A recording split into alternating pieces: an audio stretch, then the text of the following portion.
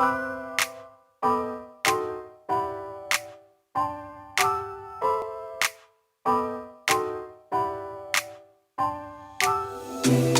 gotta tell you something I could do. I could be running around chasing you, but I won't. Cause I got better things to do. Rather spend my precious time chasing somebody who loves me too. If I got $1 for every time you slam the door, I would be the richest girl alive, live. If you hadn't run away every time I asked you stay, you would sleep right next to me tonight. No, you didn't want me, all you wanted was a game to play, and you couldn't handle that I had my way.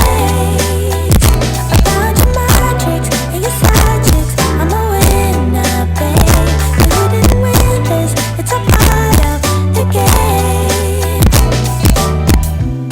In the beginning I just didn't know that you're an enemy I held too close. Hey, everybody, it's your man, your friend and family member, Braylon Lee here, coming to you again with another NeNe Leaks Carlos King interview. You know, the first video was talking about a little bit of part one. Here is more of part one right now. Like I say, everything on this channel is alleged in my opinions for entertainment purposes only. Once again, everything on this channel is alleged in my opinions for entertainment purposes only. Once again, everything on this channel is alleged in my opinions for entertainment purposes only. All right, so, child. Okay, so the last time we talked here, we talked about how, you know, she broke the fourth wall when she was at Chileee's party. She got blocked out from, you know, the party, right? So here we go from that. NeNe says that, and I quote, that she doesn't dislike Chileeee. She played her part,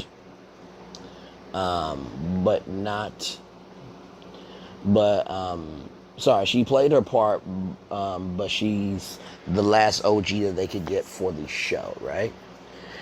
And so it's like, ooh, Jesus Christ. I mean, true, right? Because, I mean, if you think about it, I mean, Candy and, you know, Kenya, they joined a little bit later, but from the original cast, Chileeee is one of the last, if not the last OG. You know what I mean? So I get what she's saying, but I think it also, you know, kind of a little tiny bit shady, but I mean, you know, NeNe was on the show for 20 years, so I think that seniority definitely does matter, right? So NeNe felt like the underdog in the show, that she always had to prove herself, you know, because she just felt like at the end of the day, she really just felt that she just didn't fit in. And I can only imagine what that is. I mean, that's like, you know, ABC coming to me and saying, okay, Brandon, you're going to be on Shark Tank. Y'all ain't that rich. Yeah, we know you're not rich, but we definitely see that you understand social capital. And I think you being a commentator in the tank would add to the show. I'm like, no, these are sharks who actually have actual pockets. My pocket contains a wallet. You know what I mean? So it was unequally yoked for her, right? So Carlos then asked NeNe, did you get a ego after season one? Because, you know, season one was a full-blown bona fide hit. And NeNe said that, I don't think I got a ego, but I do think that I changed. And that you should change. You shouldn't stay the same. I agree with that. I think, and I dealt with this today in a very odd way. You know how, like, sometimes you can feel a weird energy from someone, but you can't describe what it is? It was that for me today with something that happened in my life. And all I could do was say, okay, look, whatever happened.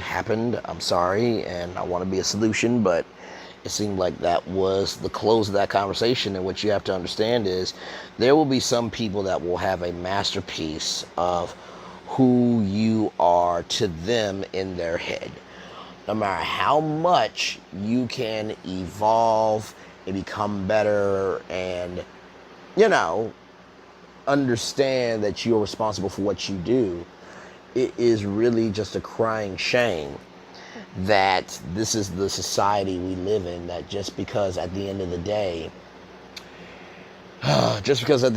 we made a mistake doesn't mean we are a mistake. So I feel NeNe on that. And, you know, people will be boxed into what they believe, but at the same time, and in the same token, that is their loss for not wanting to give you a shot. Because I promise you, the people that don't want to give you the time of day for you to speak your piece, I promise you there's somebody behind the scenes that hates them just as much, if not more. And they will feel the same pain that you're feeling by not getting a second chance to explain themselves and to be better. So, but anyway, that's neither here nor there, but I definitely felt NeNe on that. So then, you know, Carlos asked, you know, when did it change for, you know, when NeNe did not like to enjoy it. And so she said season 4 when Kenya came on, because she said seasons 1 through 3, that's when they actually filmed their reality. Like, they actually were real housewives. Their husbands were their husbands, their situations were the situations. And when season 4 came about, when Kenya came on the show, you know, having, you know, fake boyfriends and, you know, making up storylines and things like that, it really was just kind of out of line. And that's when she felt that the show was just not the same. That, you know, before they were filming the reality, not producing the reality. And, you know, I have to agree. I think that, you know, at the beginning of any reality show, whether it is Survivor, Big Brother, The Amazing Race, Fear Factor, American Idol, The Voice, America's Got Talent, Showtime at the Apollo, Star Search, those first seasons are usually the freshest seasons ever, because that's when you are trying to find your sea legs, right? As they say, you know, because some people are they get motion sickness at sea, right? So you're trying to find your sea legs, and you've never been on water before, you know what I mean? So it is it really is different. So I definitely will agree that, you know, at the end of the day, when it comes to, you know, trying to find yourself in a new space, it can be definitely difficult when it comes to reality TV. And as the show keeps getting renewed, you have to make changes. If you don't make changes, then people fall out with the show. And, you know, Jeff Probst said something I'll never forget. He said, Survivor is Survivor. 29 days, 30 people, 1 survivor, right? That's the game. And people have invested in the game so much that they allow us to play. And if something works, we'll keep it. Something doesn't work, we listen to the fans, we throw it out. But as long as the integrity of the show doesn't change, that's when people will still watch. And I tend to agree with that.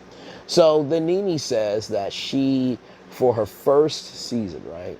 For her first season, she got paid $10,000 for 3 months of filming, and then $5,000 for the reunion. So she got $15,000, right? For the whole season. Then in season 2, it got upgraded to $50,000. Then season 3, it went to $100,000, and maximum, I think, was $150,000. So I think the bigger the show, the bigger the budget, right? And a lot of people are saying that the ratings for season 15 are not where they used to be, right? And let me see if I have that note with in this thing, because I'm trying to see, make sure. Let me make sure. Oh no, honey. Okay, I have that in my notes, but that's gonna be for another video, child.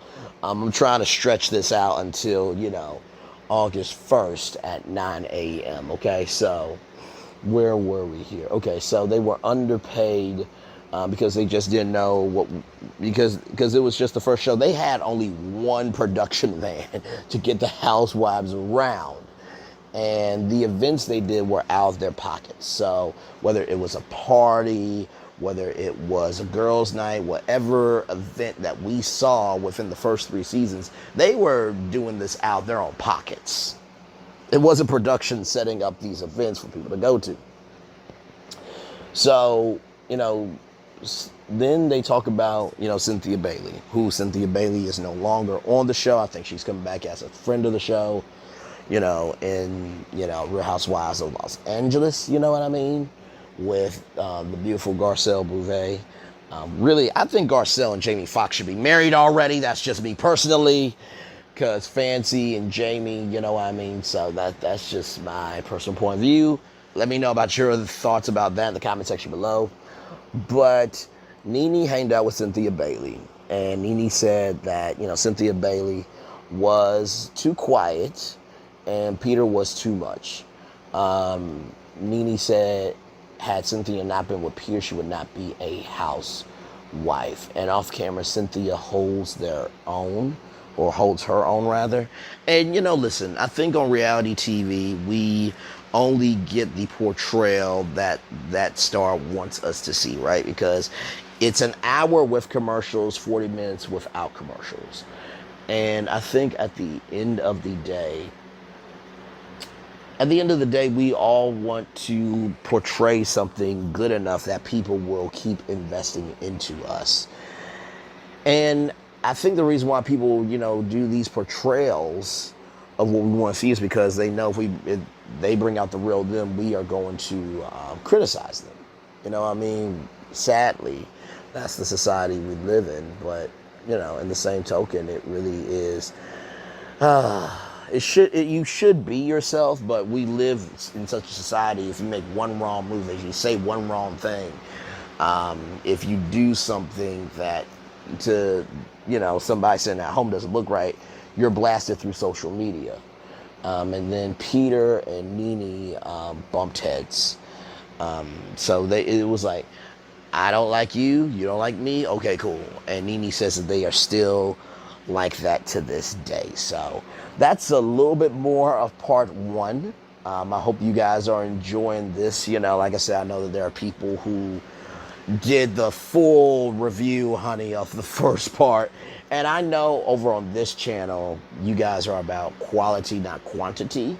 And so for me to be on live for a full hour talking about every single thing, you guys deserve it in bites. So I literally took, child, you know what? I'll tell y'all how many notes I took towards the end of the last video that I do on this. But yes, this has been another edition of Brandon Lee's Virtual Tour Pit Stop. Like, comment, share, and subscribe. And yeah, I mean, like I said, part 1 was really good. I will give new videos per day until August 1st. So one love, much love, all love. By the way, we had such a fun time last night, y'all. If y'all did not go to When Tay Talks YouTube channel for the Messy Girls meetup, go back to that. Go all the way to the end when Kiana Hinton starts talking. Child, it was a good kiki. And then I went live right after acting a fool. Not acting a fool, acting a fool. And it was absolutely hilarious. So I rewatched it today. And I'm just like, what was that? What was that? But it was so much fun. Like I said, one love, much love, all love. This has been another edition of Brandon Lee's Virtual Tour Pit Stop. Bye.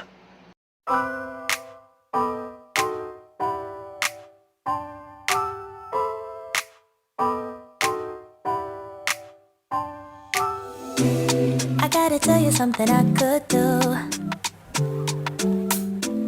I could be running around chasing you, but I won't. Cause I got better things to do. Rather spend my precious time chasing somebody who loves me too. If I got $1 for every time you slam the door, I would be the richest girl alive, life. If you hadn't run away every time I asked you stay, you would sleep right next to me tonight. No, you didn't want me, all you wanted was a game to play, and you couldn't handle that I had my ways. I found your magic and your side chicks, I'm a winner, babe.